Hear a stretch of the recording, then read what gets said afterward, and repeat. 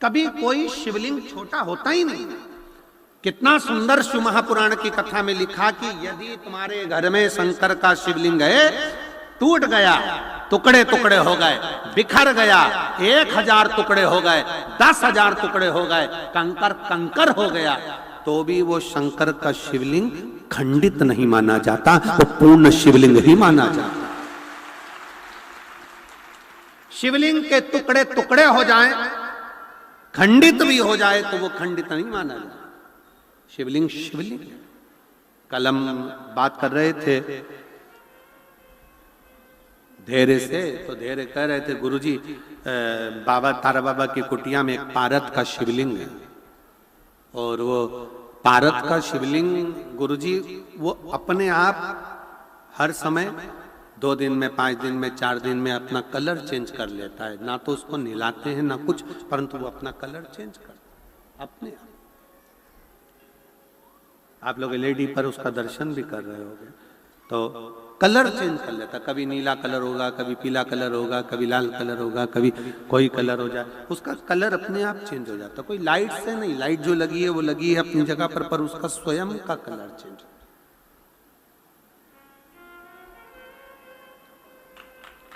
कभी आप उसको अन्य रूप में देखेंगे, कभी अन्य रूप में देखेंगे, उसके दर्शन आप करेंगे तो अपने आप में एक दर्शन का मन।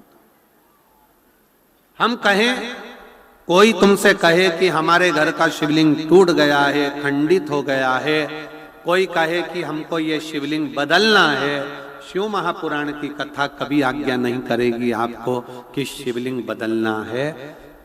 एक बात आपसे कहें, ईमानदारी से बोलना, बाप का हाथ टूट गया तो क्या बाप बदल दोगे? जम के तो बोलो जरा। नहीं।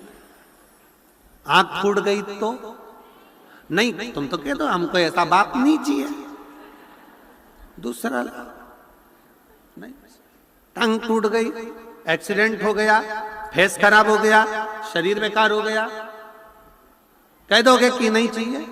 ऐसा नहीं है। पुत्र को कुछ हो गया, हाथ में लग गई, पांव में लग गई, तो क्या पुत्र बदल दोगे? नहीं।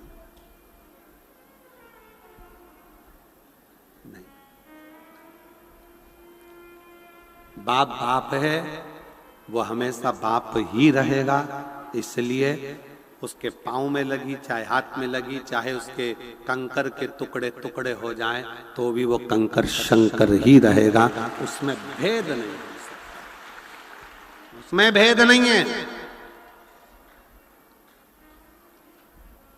तुम्हारे घर में पीतल का शिवलिंग है, मिट्टी का शिवलिंग है, पारद का शिवलिंग है, तुम्हारे घर में पाषाण का शिवलिंग है, तुम्हारे घर में लकड़ी का शिवलिंग है, तुम्हारे घर में छोटा सा शिवलिंग है, बड़ा सा शिवलिंग है, जैसा है आपका, उसको रखो, उसकी सेवा करो, अर्चना करो।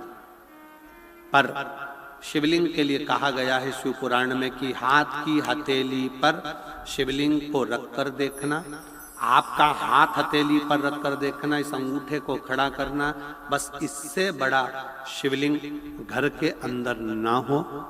इससे जितने छोटा छोटा छोटा छोटा छोटा होगा वो आपके लिए श्रेष्ठ है।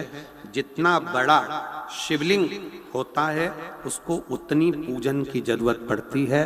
जितना छोटा होता है, आप उसको कहीं जा रहे हो 6 महीने के लिए, 4 महीने के लिए, 15 दिन के लिए, 7 दिन रजस्वला धर्म के हो गए, कहीं जाना पड़ गया, घर में पूजन कौन करेगा? तो जो शिवलिंग है तुम्हारा छोटे से छोटा, उस पर एक चावल, एक बेलपत्री रखकर चले जाओ, बाकी का कुछ मत करो, आप बस वो रखकर चले जाओ। फिर 6 साल, 10 साल, 15 साल बाद भी अगर आप आओगे तो शंकर कभी बद्दुआ नहीं देंगे, शंकर दुआ ही देंगे। आपको लग रहा है कि 2 दिन के अंदर मेरा रजो धर्म आएगा, मैं रजस्वला हो जाऊंगी, मेरे मंदिर में पूजन कौन करेगा? शंकर जी को जल कौन चढ़ाएगा? शंकर जी की आराधना कौन करेगा? मैं जा रही हूं यहां से दूसरी जगह पर, 3-4 महीने में आऊंगी, घर में बहू अगर पूजन नहीं करेगी तो मेरे शंकर जी का क्या होगा? तुम्हारे घर में छोटा सा शंकर का शिवलिंग है तो उस पर एक चावल का दाना और एक बेलपत्री चढ़ाकर चले जाओ।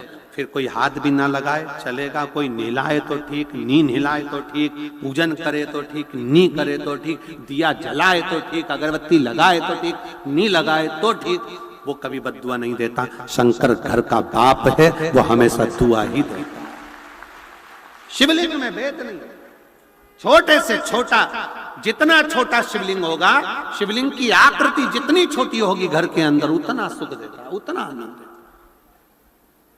और अगर बड़ा शिवलिंग है घर के अंदर, और पुराना शिवलिंग है घर के अंदर पूजन कर रहे हो, इस आकृति से बड़ा है, तो उसके अगर उसको थाली में रखा है, प्लेट में रखा है, तो एक बेलपत्र, जिस बेलपत्र का डंडी का भाग जलाधारी की ओर होता है, उस बेलपत्र पर शिवलिंग को रख दीजिए। उसके बाद उस शिवलिंग में कोई दोष नहीं रहता, वो पुण्यमय आनंदमय भाव से उसको घर के अंदर रख सकता। कई लोग कहते हैं गुरुजी हमारे घर में तो थोड़ा बड़ा शिवलिंग है और पुराना शिवलिंग है, हम उसको कहां रख कर आएंगे, क्या करेंगे? नहीं रखना, कहीं मत रखने जा। उस शिवलिंग के नीचे एक बेलपत्र रख दो, बस, केवल एक बेलपत्र।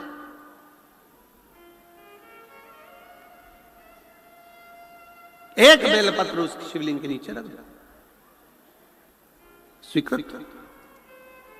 शंकर भगवान का शिवलिंग कभी खंडित नहीं होता, कभी।